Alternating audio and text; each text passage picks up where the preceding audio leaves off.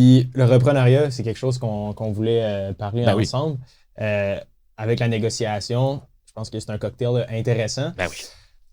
Moi et Simon, c'est quelque chose qu'on a déjà discuté. Mhm. On le sait, il va y avoir un des plus gros transferts de richesse entre la génération des baby boomers. Il y a énormément d'entreprises qui ont, oui, des dettes technologiques, mais aussi qui n'ont juste pas d'héritiers ou de personnes dans la famille qui veulent la reprendre. Il y a une grosse vague qui s'en vient, des grosses opportunités. Ben oui. Comment faire? Ben, pas comment faire, mais tu sais, comment se lancer un peu dans le reprenariat? J'imagine, bon, le pouvoir de négociation, acheter une business, c'est probablement la truc le plus important, c'est d'avoir un fair value quand tu reprends la business. Mhm. Là, je pense que c'est là que tu fais ton argent au départ avec la valeur. Combien ben, tu payes, ouais. C'est ça, exact. C'est là que la majorité Il y a des toute une profits question de est financement aussi. Tu sais, je veux dire, premièrement, juste, mettons, quelqu'un qui pense partir un projet, il y a quelque chose de créatif là-dedans, c'est amusant, tout ça, mais c'est très difficile. Puis tu as quoi, 95% des startups qui font faillite en 5 ans? Les statistiques sont, tu sais, dans le fond, c'est vraiment tu roules des dés, là. Fait que, puis on fait face assez rapidement à la problématique de cash flow. C'est le classique de la startup. La personne, des fois, va même soit acheter une business ou créer un projet parce qu'elle est tannée de sa job.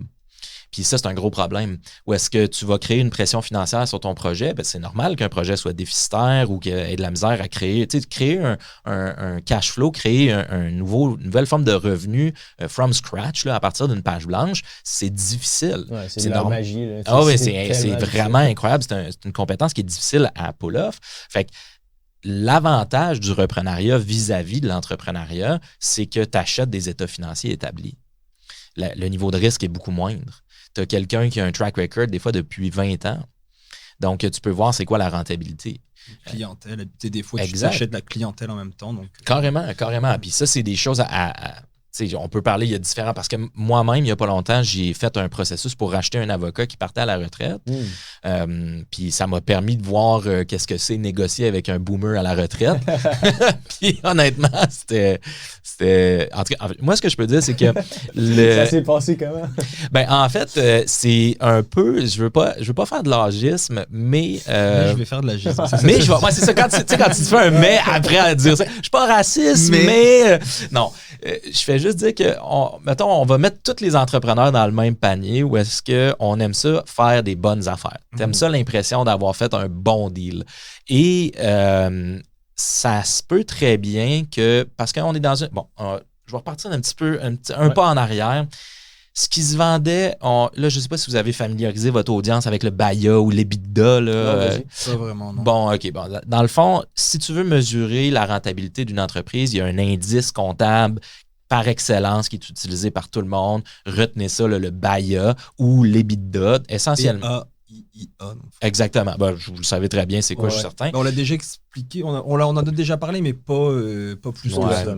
Bon, essentiellement, c'est une mesure comptable du profit. Quel serait le profit si on exclut l'intérêt payé sur des dettes, si on exclut tout un ensemble de facteurs, mais tout ça pour dire que quand tu évalues combien une business vaut, c'est un nombre de fois, c'est un facteur de l'EBITDA. Mais juste avant la pandémie, parce que l'argent était facilement accessible ou coûtait pas cher, on va dire ça comme ça, le taux d'intérêt était tellement bas que acheter une business, faire du reprenariat, tu allais peut-être acheter ça tout dépendant de l'industrie. Là, on parle de règle du pouce, ça se vendait peut-être 10-12 fois l'EBITDA. Si tu vas rechercher un financement à la banque, en général, ils vont penser, mettons, pour une activité semi-manufacturière, ça va être 7,5 fois l'EBITDA. Mais là, on est dans une période de récession non dite causée par la Banque centrale, ce qui fait en sorte que réellement, en ce moment, puis c'est pour ça que c'est un méchant bon timing pour faire du reprenariat, tu achètes des entreprises 3 à 5 fois l'EBITDA. Ce qui se vendait 10-12 fois l'EBITDA il y a 3 ans. Fait qu'il y a beaucoup de ces boomers-là qui partent à la retraite qui n'ont pas ajusté leurs expectatives de ce qu'ils veulent avoir. Parce que dans le fond, ce que le boomer veut, on se met à sa place, là, il commence à être fatigué de sa business. Il commence à vouloir prendre sa retraite.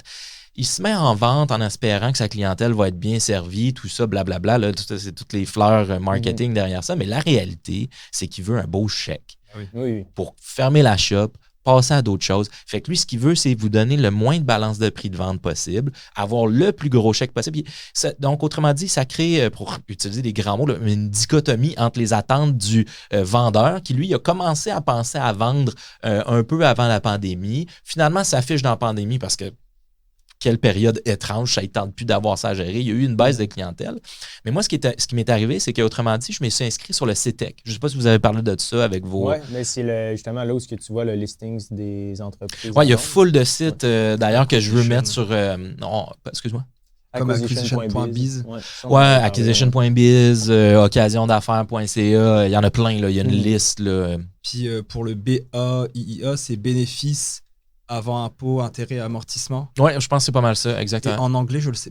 C'est Earnings Before Tax, Interest, Depreciation and Appreciation. Moi, je dis EBITDA en anglais. Mais... Ouais, c'est ça. Moi, Mais je pense que ce que le monde, faut qu'il comprenne, BAIIA ou EBITDA, là, c'est genre un genre de profit épuré. C'est ce qui serait, c'est le bottom line. Ouais, c'est ça. Tu sais, autrement dit, des fois, tu vas analyser des états financiers de business, puis je peux vous aider, là, by the way, là, s'il y a du monde qui veut nous contacter dans votre audience, qui veulent racheter, puis qui ont besoin d'accompagnement, ben, je peux aider ce monde-là aussi. Là.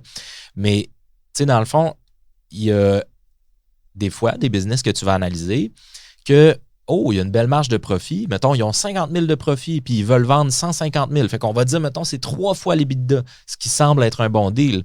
Mais tu te rends compte que son 50 000 de profit, ça exclut le salaire qu'ils versent nécessairement aux propriétaires pour que les opérations fonctionnent. Donc, réellement, quand tu regardes ça, tu te dis, bon, tu as 50 000 de profit, mais c'est parce que tu ne comptes pas le salaire de 50 000 que tu t'es versé pour tout ce que tu fais. Donc, si toi, tu achetais la business, si tu engageais quelqu'un pour remplacer le propriétaire, il n'y en aurait pas de profit. Oui, parce que ça coûterait 2 fois. Ouais, c'est ça. Parce que tu le payerais à quelqu'un, ce 50 000-là. Parce que tu t'achètes pas nécessairement tout le temps de job. Là. Des fois, c'est un investissement que tu fais. Là. Donc, puis ça, c'est un autre truc qu'il faut penser quand on fait de l'entrepreneuriat ou du reprenariat. Avoir une job, c'est gratuit. C'est ça. Aller appliquer sur une job, c'est gratos. Fait que tu vas-tu payer 100 000 pour participer dans un projet pour avoir une job qui va t'en donner 30, peut-être si ça va bien, plus les dettes qui viennent avec. T'sais. Mais en fait, le gros problème avec l'entrepreneuriat puis le reprenariat, un peu comme une maison, tu parlais tantôt de la maison de campagne, c'est que toi, tu as ces souvenirs-là. Et dans ton entreprise, quand tu vends ta business, tu as encore dans la tête comment tu as grindé au début pour commencer à faire ton projet, les pertes, l'anxiété que ça a généré, le stress, les disputes avec ta blonde ou ton chum, que toi, tu veux juste acheter froidement. Que tu mets dans le prix de vente. Là, le vendeur est full émotionnel. Le vendeur est vraiment émotif. Je pense que vous avez vraiment avantage, dans le fond, si vous voulez absolument acheter une entreprise. Premièrement, en ce moment, il y en a beaucoup à vendre. C'est un bon timing pour acheter. Fait que prévoyez vos alternatives. Là, ça se peut que votre première analyse d'entreprise se solde par quelque chose de soi qui est complètement déraisonnable. Moi, c'est ça qui m'est arrivé dans le fond. Le vendeur est super émotif, là, parce que là, puis il va avoir une perte en revenu aussi, jour 2, là, après la vente. Et aussi, la plupart du temps, c'est la première fois qu'ils vendent une entreprise. Il y a une espèce de nouveauté, de peur. Puis là, il n'y aura plus son salaire, il n'y aura plus le contrôle. Il y a une perte de contrôle, il y a une perte de valorisation. C'est très émotif là, pour le vendeur. Donc, il y a vraiment une portion courtisée, là, le vendeur, pour lui plaire. Puis, par contre, ça ne veut pas dire de faire un move financier ridicule. Moi, ce qui m'est arrivé, c'est que quand on parle de, par exemple, racheter la clientèle de quelqu'un qui fait du service, soit financier, soit légal, soit peu importe c'est quoi le service, ce que tu rachètes essentiellement, c'est une liste de clients. Et comment on évalue cette liste de clients-là? Ça va varier entre 0,5 fois les revenus bruts, donc combien ils génèrent annuellement, et 1,2 fois. Il y a des exceptions, là, je vous donne des règles du pouce. Là. Il y a c'est des guidelines. Mais le haut de la braquette, le 1,2 fois, fait que mettons, si le gars il a un chiffre d'affaires de 250 000 avec sa clientèle par année, s'il veut 1,2 fois, mettons, ça nous mène à 300 000 son prix de vente. Mais le haut de la fourchette est réservé pour les clients qui sont très récurrents.